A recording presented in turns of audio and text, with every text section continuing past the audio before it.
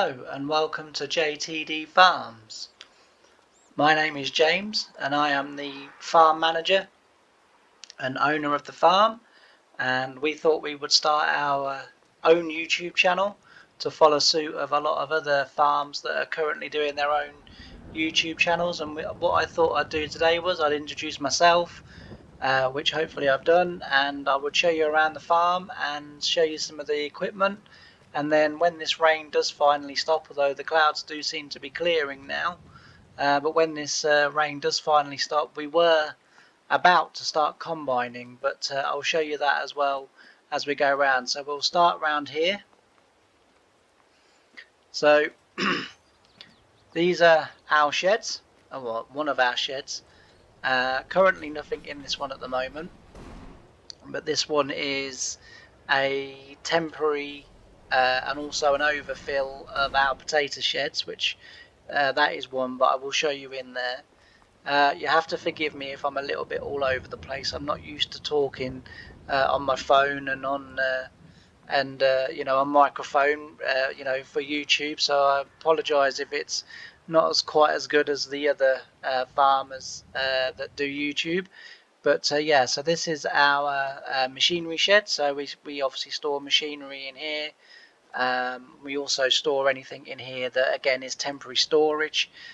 So it could be seed bags or anything like that we would store in here just for temporary storage. So we come through the gates, and then in here we have a overfill of potato storage. So I'll show you that in more depth. I'll show you that a little bit today, but in more depth once we start our potatoes, which was hopefully going to be this week. So before actually I do that, I'll probably ought to tell you a little bit about myself, and I'll tell you a little bit about the farm and where we farm and what type of farm that we are. So as I've said, I'm James. I'm part of the JTD Farms, and we farm in East Riding, East Yorkshire. We're not too far from Holme on the Wold and South Dalton Country Park, or Estates as it's known locally.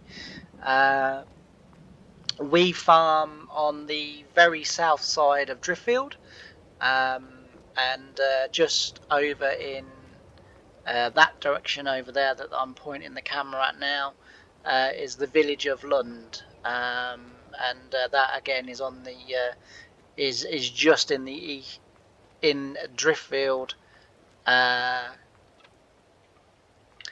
Sorry, like I said, I'm not very good at talking. So Lund is in the council parish of Driffield, to the very south of Driffield. So the main Driffield town is in that direction, and this is sort of the baseline or the bottom line before we then move into South Dalton and Holme on the Wold. So yeah, we farm here. We farm roughly, well, we farm 988.2 acres to be precise, but we do own in excess of 1,000 acres. We're a growing farm. My dad started the farm back in the early to mid 80s, so when I was born, and I've recently just taken over the farm and the running of the farm. So yeah, that's where we're based at, and that's roughly the acreage that we've got. We are looking to increase that, and as I'm wandering away, I was about to tell you about this store. So this is our overspill store to the main store, which is over there, and this is for our potatoes. So this side of the store we will keep if we get enough potatoes and there's enough overfill. We store our premium potatoes over here, and all of our seed potatoes in this store here, and the one next door. The store just over, and I had better close all the doors, otherwise I will be getting in trouble. But I've turned turn the lights on. There we go.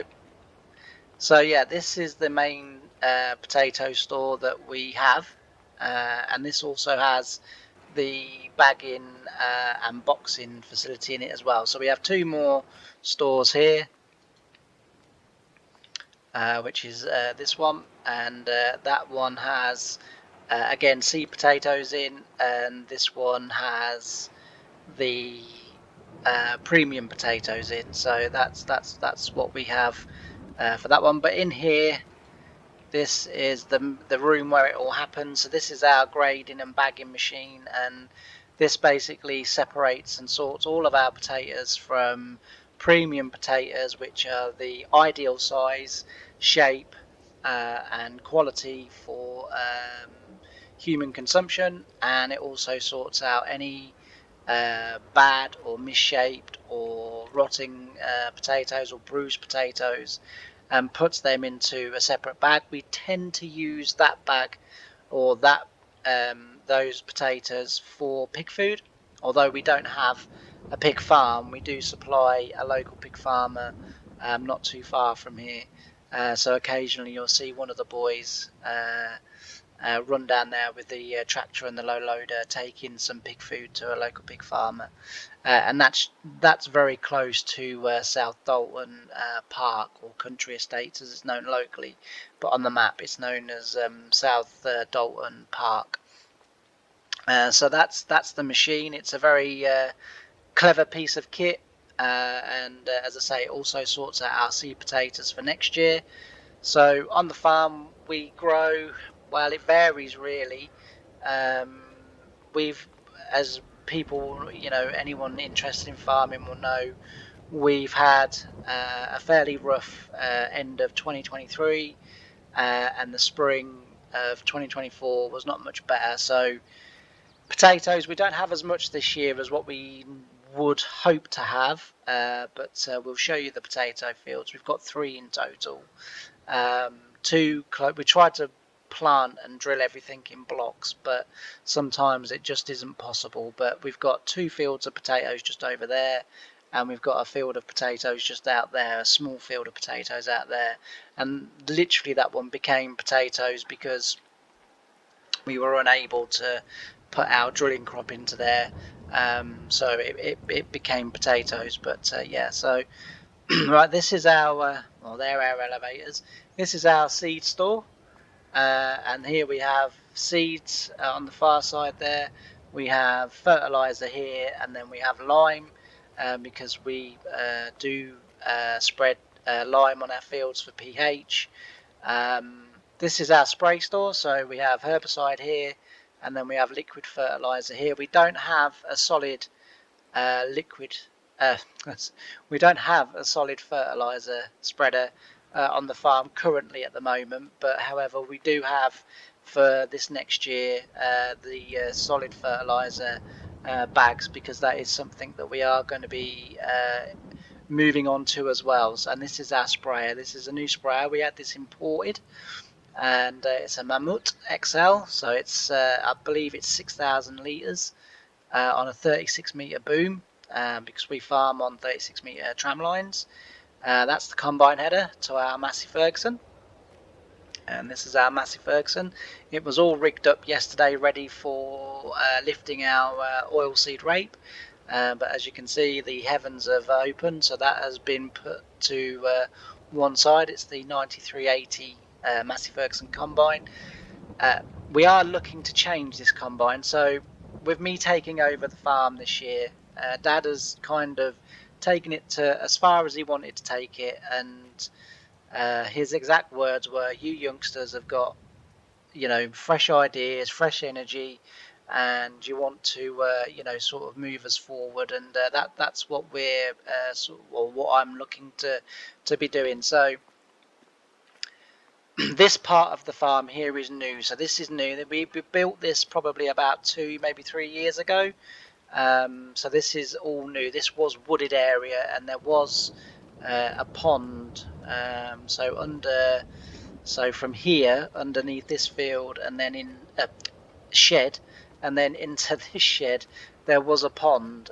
But we filled all that in, And as I say, we've made this area here because potatoes is something that we are going to be sort of increasing and getting bigger with, as with other veg. So I'm not this year, probably even not next year maybe, but the year after we're certainly looking into getting into more vegetable type farming. So with the current situation with crops, the prices, and the cost inputs that we have on those prices, I believe that vegetable farming is the way to go.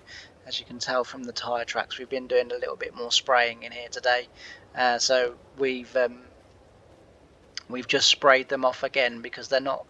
It didn't all take, and some of the field is still green over in that far side. So we've run over it again with the sprayer, and this field, which is fine, this one did take. So quite why that one didn't, we don't know, but this one did.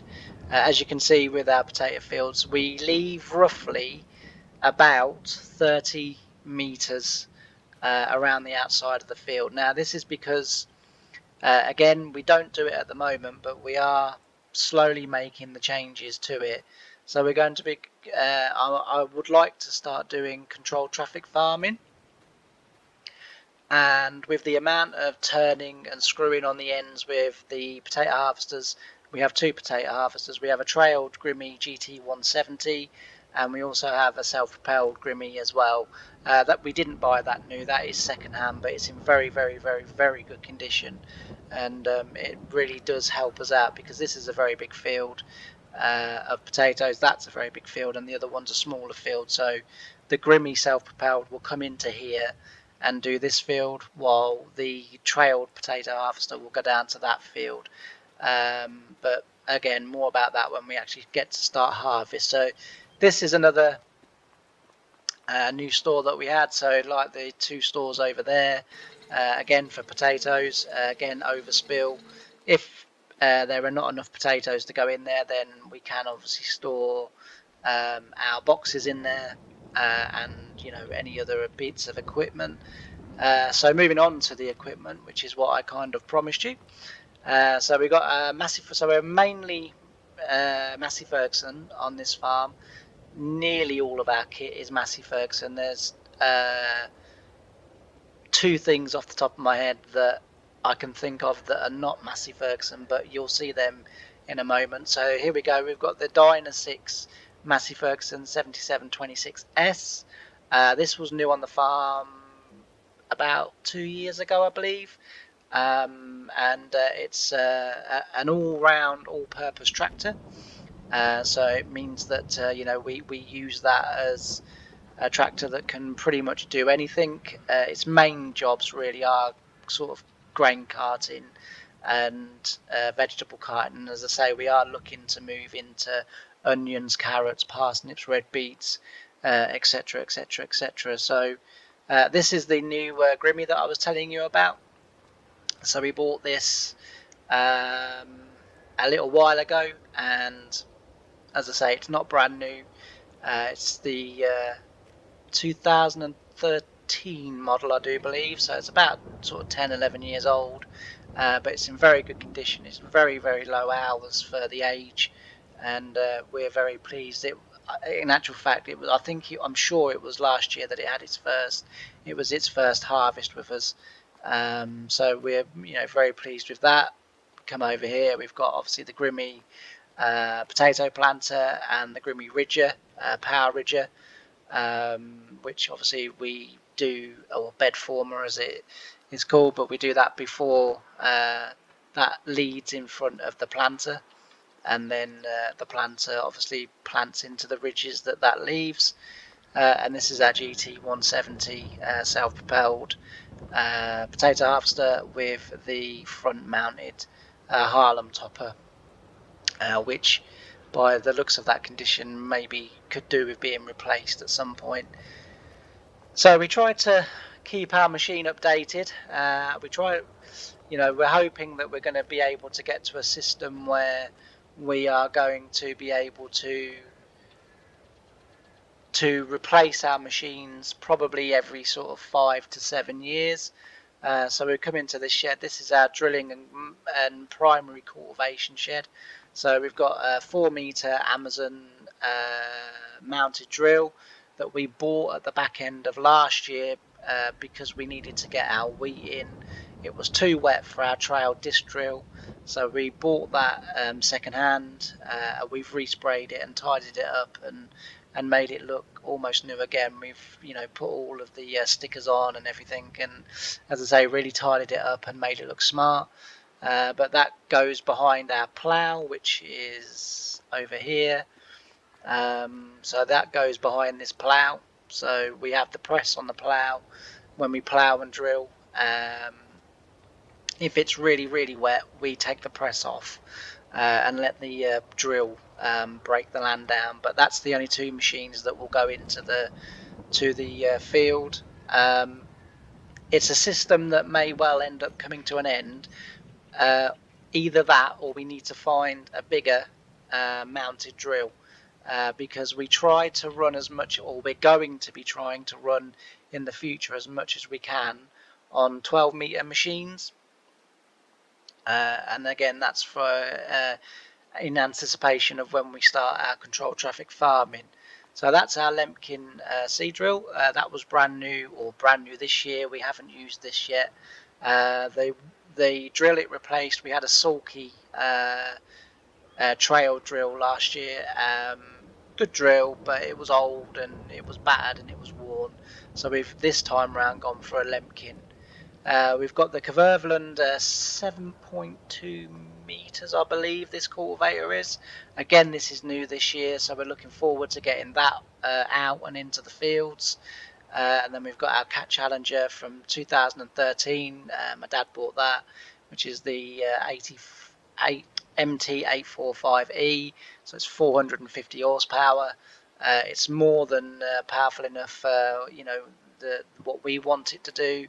It pulls our Simba Solo, which again is another primary cultivation equipment, and we also have a 6-meter Ermo Culti press, which again is very good. So we use that again on ploughed land for breaking down if it's dry, and we also use that for after the drill. After the combine. We come in with this and we disc over the top very lightly and mix it up and try and encourage as much black grass and wild oats and all the other wonderful weeds and rubbish that want to grow in our fields, and we try and encourage them with this, and then we're able then to go in again with this, disc it back over again, or sometimes we'll this year we'll be going in with the Kvervland.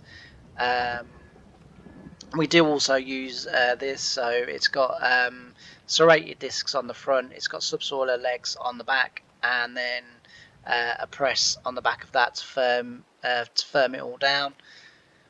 And again, that would be used to establish blackgrass and brome and any other weeds that, as I say, may want to come through in our fields.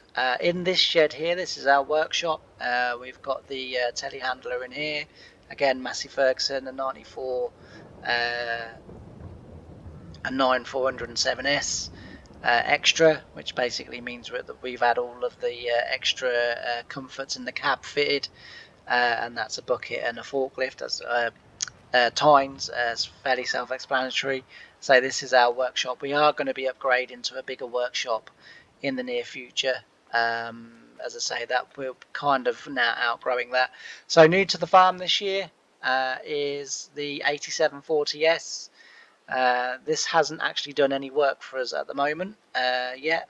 And also new this year as well is a mulcher. So this is for mulching stubble before the cultivators go in, and this puts a little bit of organic matter back into the field, and we're hoping that will over time increase and improve our soil structure, and obviously help us to be far more profitable.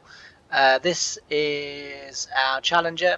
This is an MT65C, and I hesitated because we actually had 2Cs, but one was a 645C, and for a moment went blank. I'm trying to sort of kind of remember everything that I need to say, and my mind just went blank. But yeah, so that's our Challenger, and as I say, that also does primary cultivation, so it does ploughing, it can pull that plough. It's basically anything that Challenger can do, this one pretty much can do as well. So yeah, so moving on, this is our Massey Ferguson. This is a year old, so we had this last year. As you can see, we're upgrading, as you can tell from how new some of the stuff is. We are slowly but surely upgrading all of the tractors and the equipment. This one was new. It looks as if it needs a little bit of a wash on the wheels. That staining colour will be from the spray. So when we put, so we grow peas, and the pre-emergent on the peas, that's probably that residue from that, because that does stain awfully, and it either goes a really bright yellow or a really dull, horrible sort of greeny, mucky colour. But this is, as I say, it was new on the farm last year, so it's a year old to us. It's a 7S 210. This does our spraying, and it also pulls our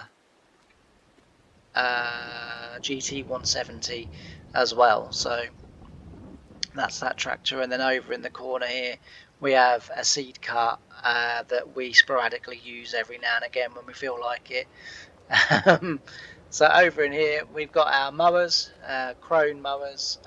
We're also able to windrow with those mowers as well, so that makes life really easy for us, but we can also spread it wide if we want to ted it or want to do something to it before we bale it.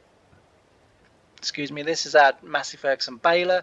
This is a quick bale baler, so it means that basically we can empty the baler on the move. We don't have to stop, which is really good, and it's really speeded up our baling system for grass and hay. And this is obviously our RBM 200, sorry, 2000, sorry, bale chaser, really, I suppose, in a way.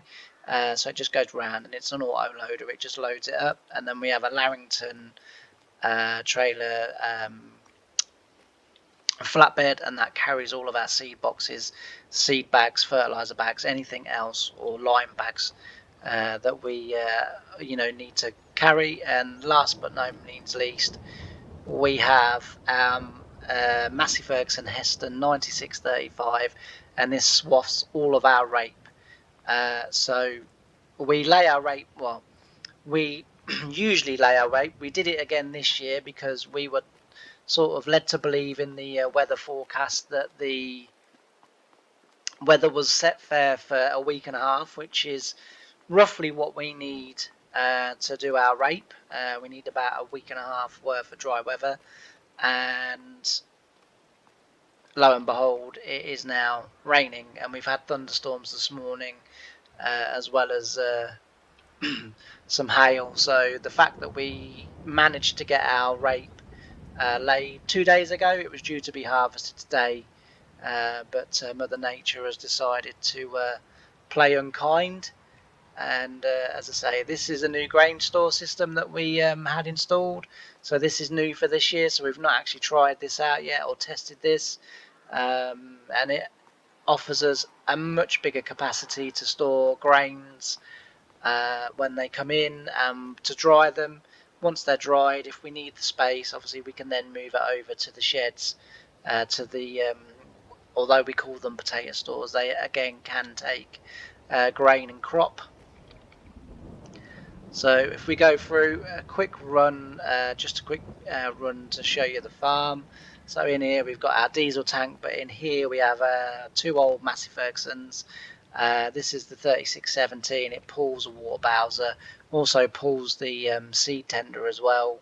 And then we've got our old battle axe, as we call her, the 3670, and she lives with the verge mower on the bum, on her bum, so she doesn't really ever get taken off that.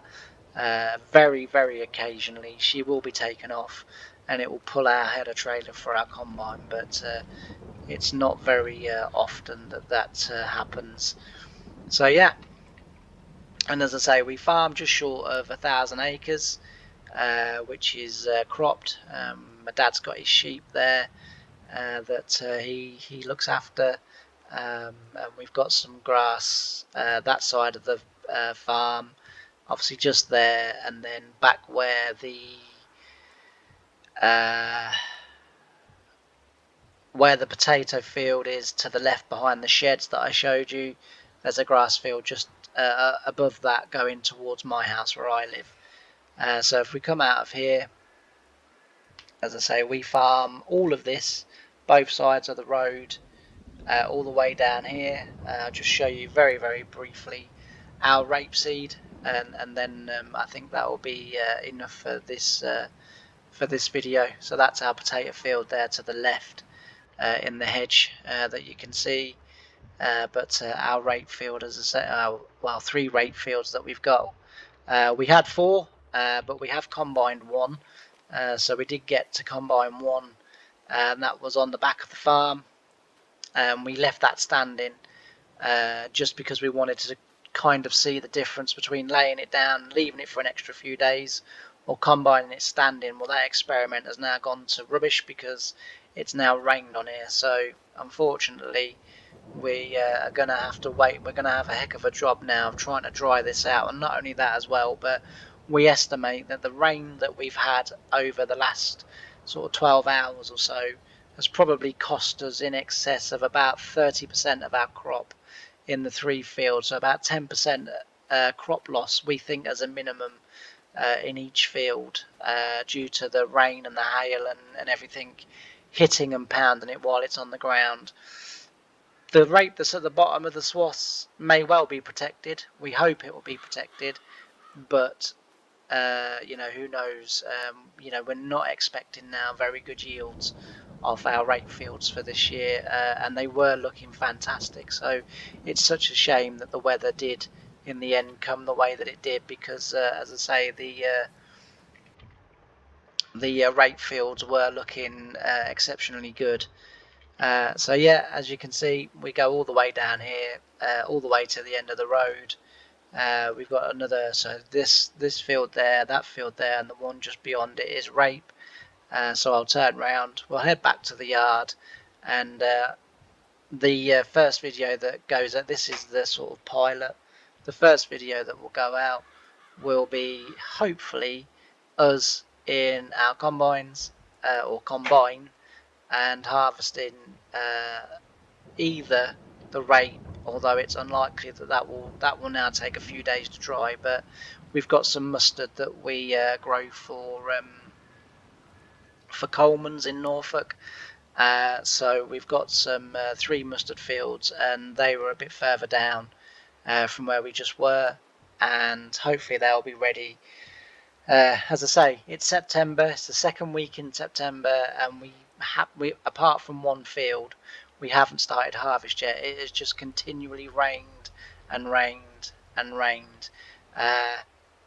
With our wheats and our other sort of cereal crops, we're not too worried. They will be okay for another sort of probably fortnight. But for our mustard, for our rapeseed, you know, we're getting to the point now where it is getting quite desperate because we need to get them off the field. The mustard pods are very similar to rape pods, and they will shell in this weather. Any wind, any rain, any hail, anything like that, and they will shell their pods, and you know, we will lose you know, again, the crop. We don't know at the moment how bad those losses will be there, because, as I say, we've not been up there recently, because we were hoping that today would be, well, today and tomorrow we would be able to get the rape combined, and then we would be straight into the mustard. As it stands at the moment, we may well have to hire a second combine, which I don't really want to do. So we have two full-time tractor drivers on the farm. That doesn't include myself. So there's George and Ruben. They work on the farm. They're full-time, good lads. And then obviously I sort of fill in. So although I'm farm manager here and I sort of oversee, and I'm obviously going to be hopefully overseeing the growth and expansion of this business. I also do quite a bit of tractor driving myself. I love being out on the tractors. It's a great life, and I do enjoy it. And I do pretty much nearly all of the drilling on the farm, all of the potato planting. I do some spraying, some cultivating work. So essentially I fill in as and where, but I do all the drilling, and occasionally as well I do the combining as well, just to sort of keep my eye in with that. But anyway, that's it for this video. I hope you've enjoyed it. I hope it wasn't too terrible. Like I say, I'm not used to this kind of chatting to the back of my phone, if you will, while I show you around the farm. And hopefully you'll enjoy the up and coming videos that are coming. But for now, thanks very much for watching. And I think I'm supposed to say at the end something about tick and subscribe and push a like button or something as well. So as we go through, hopefully you'll learn something about farming, and I'll learn something about YouTube phones and speaking on them. But for now, thanks ever so much for watching, and I'll see you in the next video. Bye for now.